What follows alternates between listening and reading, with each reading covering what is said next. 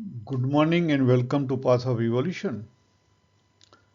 આપણે ભગવદ્ ગીતાની અંદર 5મા અધ્યાયની અંદર જે 8મો અને 9મો શ્લોક છે એનું જે સામાન્ય ભાષાંતર છે કે જે યુક્ત વ્યક્તિ, ક્વોલિફાઈડ વ્યક્તિ, કેવો ક્વોલિફાઈડ વ્યક્તિ? તત્વને જાણવાનો, તત્વવિદ, તત્વને જાણનાર વ્યક્તિ. એ વ્યક્તિ કેવો હોય? એ જોવે છે, સાંભળે છે, સ્પર્શ કરે છે, સૂંઘે છે, જમે છે, ચાલે છે, ગ્રહણ કરે છે, બોલે છે, મળમૂત્રનો ત્યાગ કરે છે, ઊંઘે છે, શ્વાસ લે છે, આંખો ઉઘાડે છે અને બંધ કરે છે, છતાં પણ સર્વ ઇન્દ્રિયો પોતપોતાના અર્થમાં એટલે કે પોતપોતાના વિષયમાં વર્તી રહી છે એવું એ અનુભવી રહ્યો છે. સમજે છે નહીં, અનુભવી રહ્યો છે. એવું ધારણ કરે છે એટલે અનુભવી રહ્યો છે.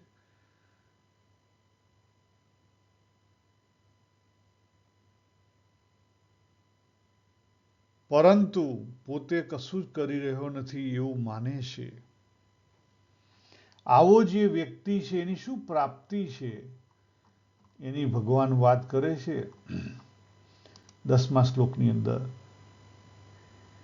કે એવો જે યોગી છે એ પછી તમે એના ભક્ત કો, જ્ઞાની કો, જે કોઈ કર્મયોગી કો, જે કોઈ બધા કર્મોને પરમાત્મામાં, બ્રહ્મન શબ્દ ત્યાં વાપર્યો છે, બ્રહ્માણી, બરાબર? તો પરમાત્માને અર્પી આસક્તિને છોડી કર્મ કરે છે જે માણસ જળથી કમળના પાંદડાની પેઠે પાપથી લેપાતો નથી. વિચાર કરો. આ વસ્તુને આપણે અર્જુનજીનો જે પ્રશ્ન હતો 3જા અધ્યાયમાં, જ્યારે ભગવાને ઘણી બધી કર્મની વાતો કરી અને ખાસ કરીને પ્રકૃતિની વાતો કરી. આજે આપણે પ્રકૃતિને સમજવી છે. આપણે સાચા અર્થમાં સ્વધર્મ, સ્વભાવ, કર્તવ્ય સમજી નથી શકતા. એને આજે થોડુંક આપણે સમજવાનો પ્રયત્ન કરીશું. તો 3જા અધ્યાયના 36મા શ્લોકમાં અર્જુનજી પ્રશ્ન પૂછે છે કે ભગવાન, વ્યક્તિ જાણીને પાપ કેમ કરે છે? પાપ એટલે કર્મબંધન. પાપ એટલે કર્મબંધન.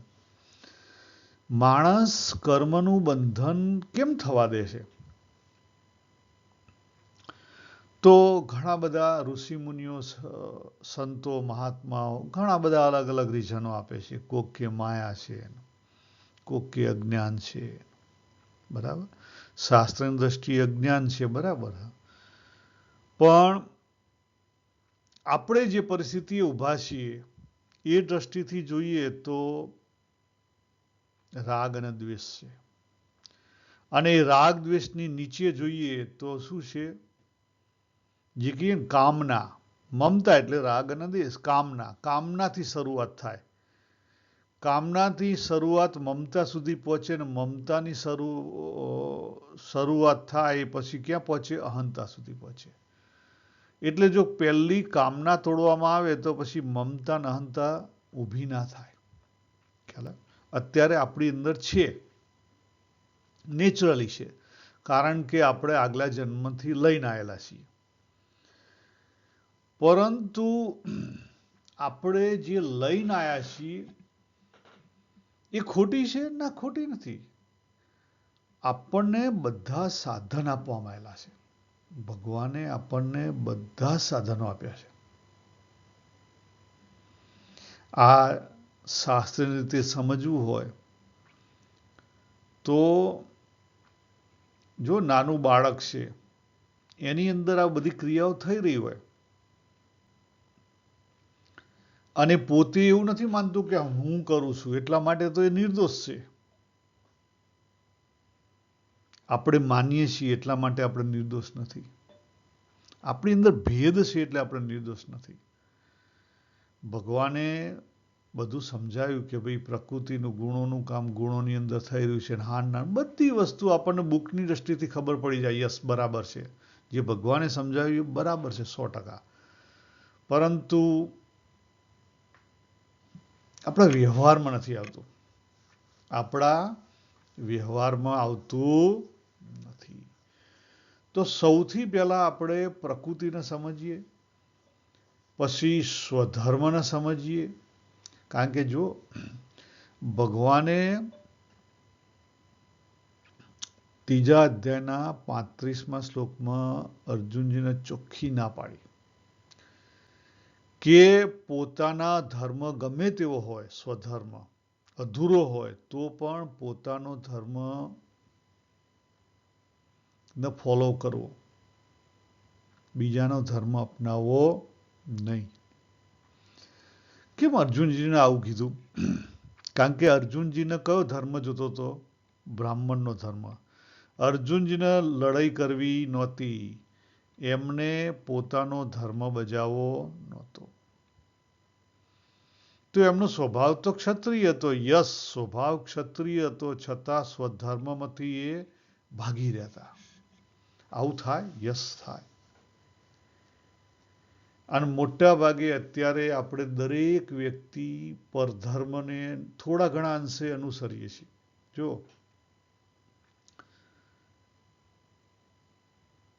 આપણે સમજી લો કે હું અહીંયા હિથવુડમાં રહું છું, ત્યાંથી સવારે મારી ઓફિસ સાઉથ બેંક છે ત્યાં જવું હોય બસ દ્વારા, તો પછી મારે અહીંથી સવારે વહેલી 118ની બસ પકડવી પડે, જે મને હિથવુડથી અપર માઉન્ટ ગ્રેવાડ સુધી લઈ જાય.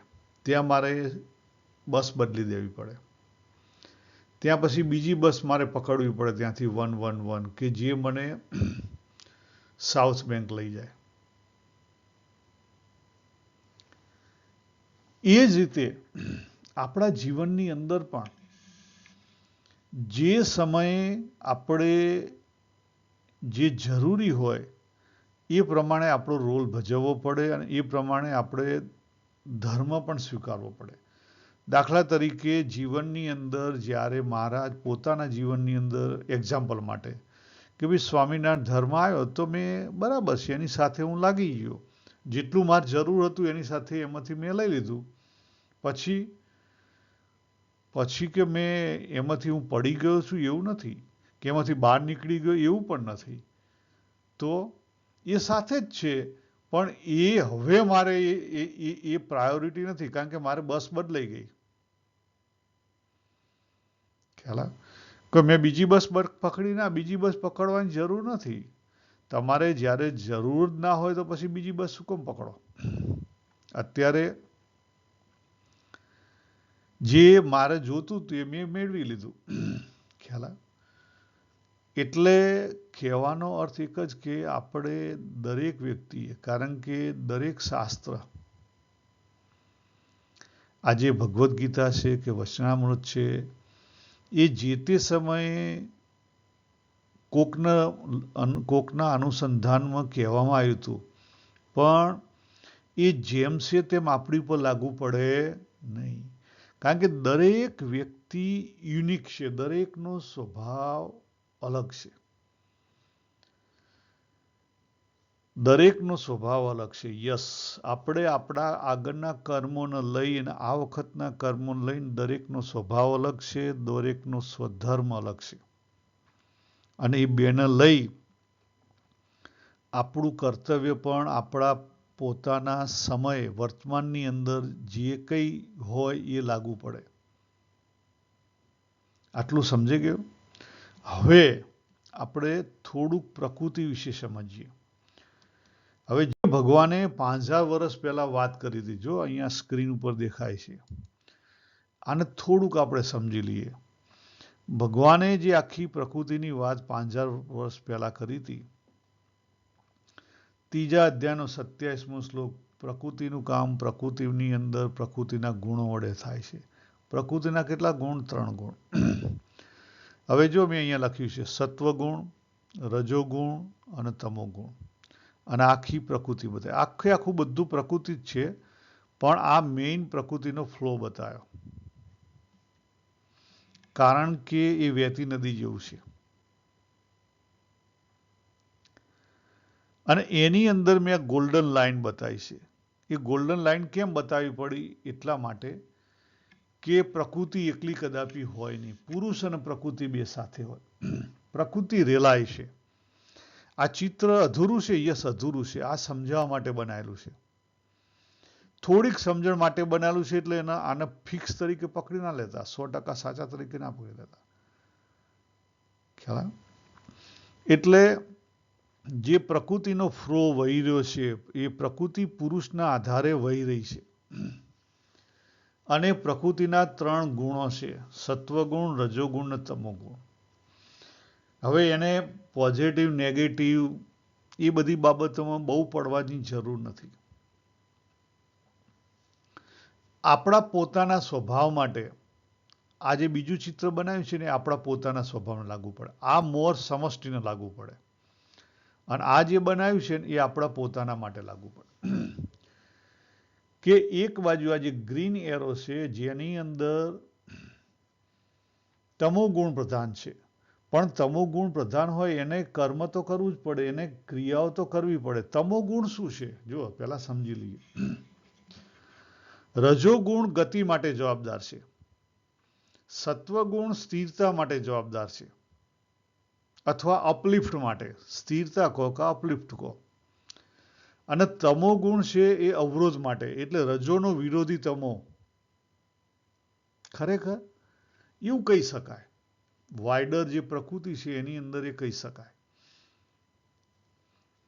પણ આપણી અંદર કેવી રીતે સમજીએ? તો આપણી અંદર જે કરવું છે, આપણી જે એનર્જી આવે છે, કરવું છે, એ જે એનર્જી છે એની અંદર શું રહેલું છે? રજો રહેલું છે, રજોગુણ રહેલો છે. હવે સારું કરવું છે, દુનિયાદારીની દ્રષ્ટિથી સારું કરવું છે, તો સત્વગુણ તરફ દોડે. અને દુનિયાદારીથી અલગ જવું છે, વિરોધ, તો તમો ગુણ આવે. એટલા માટે તમે જો, અહીંયા મેં 50% તમો ગુણ બતાવ્યો, અને 30% રજોગુણ બતાવ્યો, અને 20% સત્વગુણ બતાવ્યો. અહીંયા 50 સત્વગુણ બતાવ્યો, 30% રજોગુણ. કારણ કે રજોગુણ વગર તમારી ગતિ ના થાય, અને ગતિનો વિરોધ, અવરોધ તો રહેવાનો. હવે આપણા પોતાનું આ આપણે પોતાની પ્રકૃતિનો ફ્લો છે. પરિસ્થિતિ, આ એક પરિસ્થિતિ આવી, આ સમજી લો કે આ એક પરિસ્થિતિ આવી, પછી આ બીજી પરિસ્થિતિ આવી, ટાઈમની અંદર ત્રીજી પરિસ્થિતિ આવી. ખ્યાલ? પરિસ્થિતિ સમય પરિસ્થિતિ બદલાય. મંદિરે જો, તમારો ભાવ અલગ હોય. તમે પાર્ટીમાં જો, અલગ ભાવ હોય. લગ્ન પ્રસંગે જો, અલગ ભાવ હોય. ગરબામાં જો, અલગ ભાવ હોય. ખ્યાલ? એટલે આપણે જો અહીંયા લખ્યું છે, વિચાર, કોઈ પણ આપણો વિચાર આવે એની અંદર એનર્જી હોય, જ્ઞાન હોય ને ભાવ હોય. આ 3 વસ્તુ હોય. અને કર્મનું બંધન છે ને ભાવને લઈને છે. એનર્જી શું કરે? ક્રિયા કરે. અને ક્રિયાનું જ્ઞાન. ક્રિયાને જ્ઞાનને કંઈ લેવા દેવા નથી. કોને લેવા દેવા છે? ભાવ સાથે લેવા દેવા છે. કર્મનું બંધન કોને લઈને છે? ભાવને લઈને છે. એટલે આ જે આપણી પ્રકૃતિ જે વહી રહી છે, પરિસ્થિતિ આવી, તો પરિસ્થિતિ મુજબ આપણી અંદરથી ભાવો ઉઠશે, એ પ્રમાણે ગુણ ઉઠે. ખ્યાલ? ગમે ત્યાં ના ઉઠે. અને એ સમયે જે ગુણ ઉઠ્યો હોય એ પણ સારા માટે ઉઠેલો હોય. કેમ? કારણ કે આપણી પોતાની અંદર આગલા જન્મના અતૃપ્ત વાસનાઓ રહેલી છે, એની તૃપ્તિ માટે હોય. યાદ રાખો, આપણે માણસ એવા છીએ કે આપણે આપણું જે બુદ્ધિ છે ને, બુદ્ધિને જ્યારે મહત્વ આપીએ ત્યારે અર્જુનજી જેવું થાય. જ્યાં સુધી ભાવની પ્યોરિટી ના થઈ હોય ને તમે બુદ્ધિને મહત્વ આપો ને, તો અર્જુન જેવું થાય. અર્જુનજીને શું થયું હતું? એ કે મારો જે સ્વભાવ છે ક્ષત્રિય, અને જે સ્વધર્મ છે ક્ષત્રિયનો, લડાઈ કરવી, એ મૂકીને ભાગ્યા હતા. વિચાર કરો, પોતાનો સ્વભાવ અને પોતાનો સ્વધર્મ મૂકી અને બીજો લેવા તૈયાર થયા હતા. કેમ? પરિસ્થિતિ એવી ઊભી થઈ જેના કારણે એમનું જે જ્ઞાન છે ને એ જ્ઞાન કામ કરી શક્યું નહીં. પણ જ્ઞાન કેમ ના કામ કરી શક્યું? કારણ કે એમનો ભાવ બદલાણો. એટલે આપણે આગળ જોયું હતું, મુખ્ય આપણે જે સાધન કરી છે, સાધનમાં કોણ જવાબદાર છે? રાગ. રાગ એટલે ભાવ. રાગ અને દ્વેષ એટલે ભાવ. રાગ અને દ્વેષના ડાયરેક્ટલી કનેક્શન કોની સાથે છે? ભાવ સાથે. ખ્યાલ? અને આપણે પણ એવું જ થાય છે. આપણે બધી જે કંઈ ભૂલો કરીએ છીએ, જે અર્જુનજીનો પ્રશ્ન હતો ને કે ભગવાન, માણસ જાણી જોઈને પાપ કેમ કરે છે? જો અર્જુનજી જાણી જોઈને પાપ કરવા નીકળ્યા હતા, બહારની દ્રષ્ટિથી એવું લાગે કે લડાઈ કરીએ અને માણસ મરી જાય તો પાપ લાગ્યું કહેવાય, પણ એ તો સદાચારનું છે. એ વાત કોની છે? સદાચારીની છે. એ વાત ભગવાન કૃષ્ણની નથી, એ ભગવદ્ ગીતાની પણ નથી.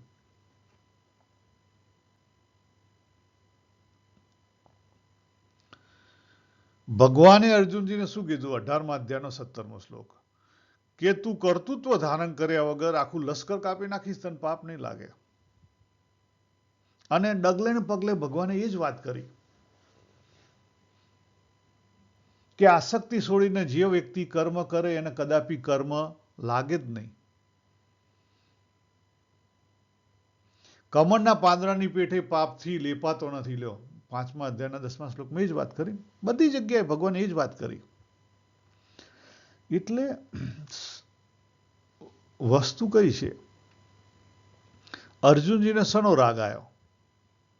આસક્તિ શની આવી? સામે દાદા જોયે એટલે આસક્તિ આવી, સામે ગુરુ જોયે એટલે આસક્તિ આવી. બાકી એમણે આજ સુધી કેટલી બધી લડાઈ કરી હતી. આજ સુધી એમણે કેટલીય લડાઈ કરેલી, પરંતુ જે સ્વભાવ છે એ પૂરેપૂરો 100% નિરખ્યો નહોતો, 100% બન્યો નહોતો. મારું બીજ જે છે કે મારું બીજ 52નું હોય તો આખે આખો બાવળ બની પૂર્ણતાને પામે ત્યારે મુક્તિ મળે. મારું બીજ આંબાનું હોય તો પૂરેપૂરો આંબો બને, સાચા અર્થમાં તો મુક્તિ મળે. મારું બીજ ખેડૂતનું હોય, સાચા અર્થમાં ખેડૂત બને તો મુક્તિ મળે. મારું બીજ પોલિટિશિયનનું હોય, સાચા અર્થમાં પોલિટિશિયન બને તો મુક્તિ મળે, સાચો અર્થ. મારું બીજ વેશ્યાનું હોય, સાચા અર્થમાં વેશ્યા બને તો મુક્તિ મળે. જો આપણે ત્યાં આ બધા એક્ઝામ્પલો છે. પાટલીપુત્રની એક વેશ્યા હતી, એના ગુરુએ એને કીધેલું અને એ રીતે વર્તી કે જેથી કરીને ભ્રમરૂપ થઈ ગઈ. અને સમ્રાટ અશોક એક સમયે એની આગળ નમી ગયો. કેમ? એને શું નિયમો પાડ્યા હતા? કોઈ નહીં. એને એના ગુરુએ કીધેલું હતું કે ભાઈ તું સમદ્રષ્ટિ રાખજે, સમભાવ રાખજે. તારે ત્યાં બ્રાહ્મણ તરીકે ગ્રાહક આવે કે કોઈ નીચલી કોમનો આવે, કોઈ રૂપિયાવાળો આવે, કોઈ સારા બસ દેખાવવાળો આવે, કોઈ ખરાબ દેખાવવાળો આવે, તારે બધા જ તારા ગ્રાહક છે. ગ્રાહકનો દ્રષ્ટિકોણ રાખજે, બધા પ્રત્યે સમભાવ રાખજે. અને એણે સમભાવ રાખ્યો અને એ નીકળી ગઈ, ભ્રમરૂપ થઈ ગઈ. એટલે ભગવાને ડગલે પગલે સમતાની વાત કરી છે. અહીંયા પણ બધે જો 3જા અધ્યાયમાં બધી જગ્યાએ ભગવાન શું કહે? 4થા અધ્યાયમાં બધી જગ્યાએ ભગવાન સમતાની જ વાત કરે છે. આપણે નથી જવાનું સત્વમાં, નથી જવાનું તમોમાં, નથી જવાનું રજોમાં. આપણે બેલેન્સિંગ કરવાનું છે, હાર્મોનાઇઝેશન. પહેલું અંદરનું હાર્મોનાઇઝેશન, સમત્વ, પછી બહારનું હાર્મોનાઇઝેશન.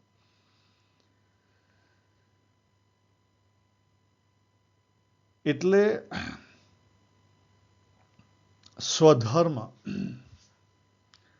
આંબાનું બીજ હોય અને આંબા માટેનો જે માર્ગ હોય એ પ્રમાણે આગળ વધે, એ જે માર્ગ છે એનો શું છે? સ્વધર્મ. સ્વભાવ, એ જે બીજ છે, બીજ એ પ્રમાણે ખીલે, આંબા તરીકે ખીલે, હાર્મોનાઇઝ કરે. કોની સાથે? જમીન, બધા સાથે હાર્મોનાઇઝ કરીને આખે આખું ખીલે, એ એનો સ્વભાવ છે. અને કર્તવ્ય, આબા તરીકેનું કર્તવ્ય બજાવવાનું છે. કર્તવ્ય બજાવવામાં શું આવશે? અનુકૂળતા આવશે, પ્રતિકૂળતા આવશે, સુખ દુઃખ બધું જ આવશે.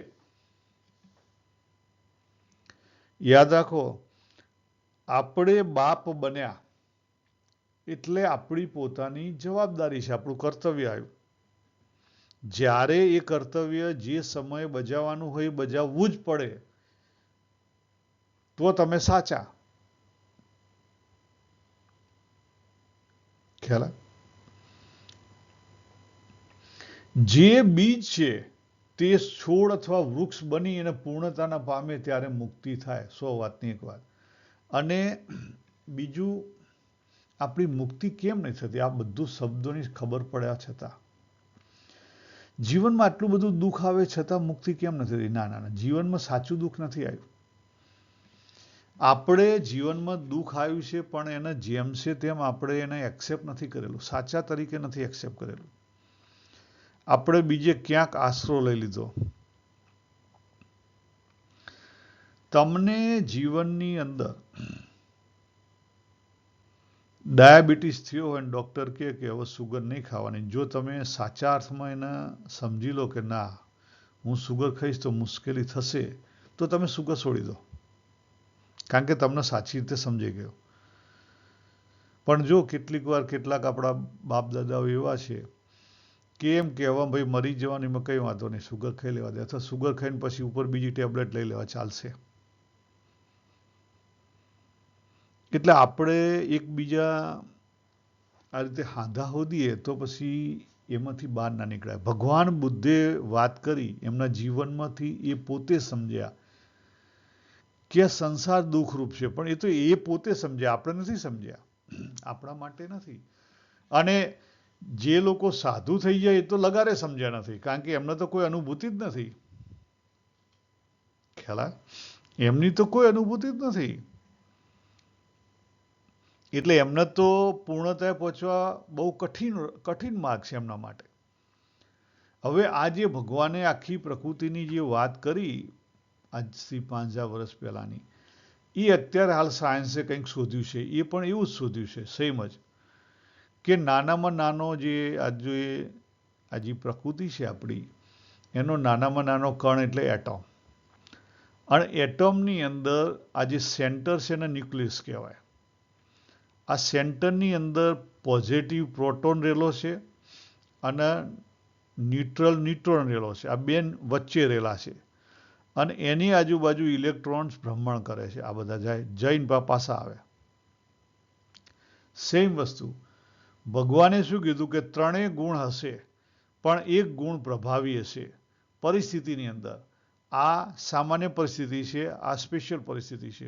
દરેક પરિસ્થિતિની અંદર એક ગુણ પ્રભાવી હશે અને બીજા સામાન્ય હશે.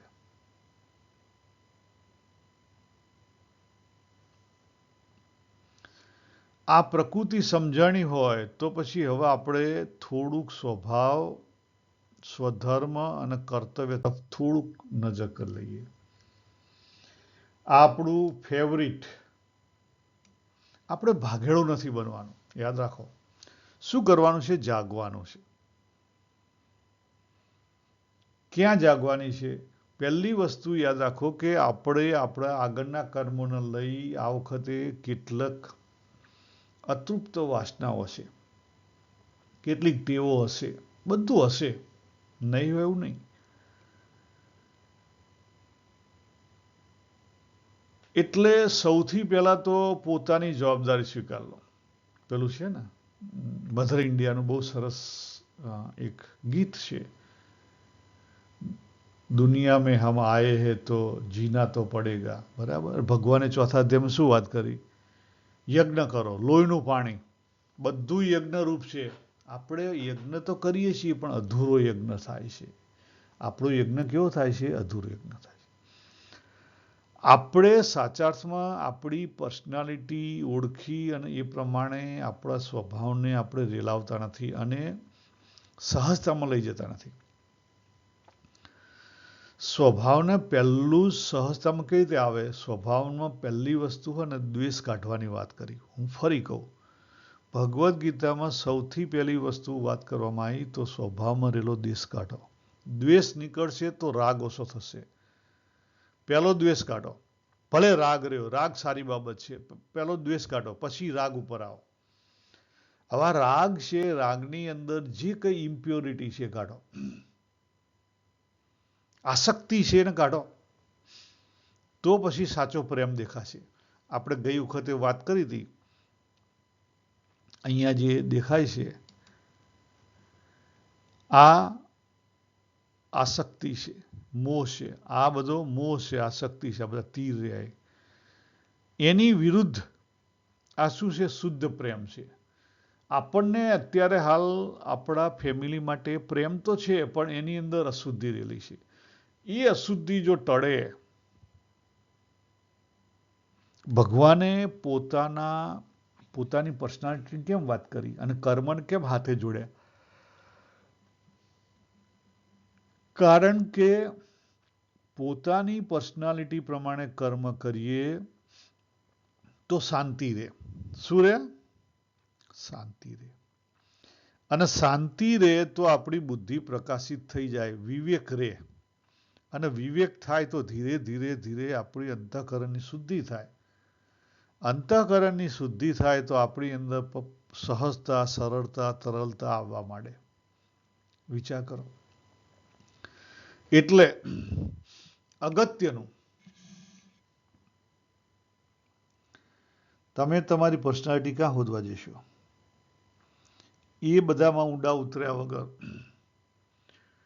તમે જે કામ કરતા હોય, દાખલા તરીકે હું સિવિલ એન્જિનિયર છું, મારી જે જોબ છે કે કોસ્ટ મેનેજમેન્ટ, તો કોસ્ટ એન્જિનિયરની જે જોબ હોય એની અંદર એટલો રસ લો